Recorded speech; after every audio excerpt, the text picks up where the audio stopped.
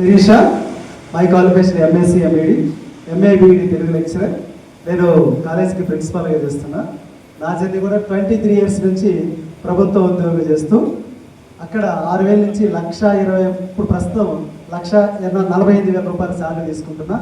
తనకు 40,000 కాంట్రాక్ట్ బేస్లో లెక్చరర్గా పనిచేస్తుంది.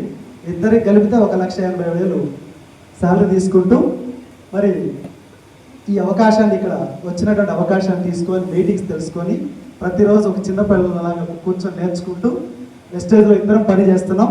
నేను ఏమో జాబ్ని మీటింగ్ విన్న తర్వాత ఎంఎస్ఆర్ గారితో జర్నీ చేసిన తర్వాత లీవ్ చేసినాం. ఆమె లీవ్ చేసింది. ఇప్పుడు ఫుల్ టైం ఆమె, నేను పార్ట్ టైంగా ఈ యొక్క హాలిడేస్ కానీ ఏవి వచ్చినా కూడా ఇద్దరు కలిసి పని చేసుకుంటూ ప్రతిరోజు నా టీంని నడిపిస్తూ ఒక 40,000 ఇన్కమ్ తీసుకుంటున్నాం. ప్రజెంట్ వెస్టేజ్లో 1 ఇయర్ కంప్లీట్ అయింది. So thank you. ఈ యొక్క డిసెంబర్కి 1 lakh నా శాలరీని టార్గెట్ పెట్టుకున్నామా, నా శాలరీని క్రాస్ చేయాలని పెట్టి విలువలతో పనిచేస్తున్నాం. Thank you.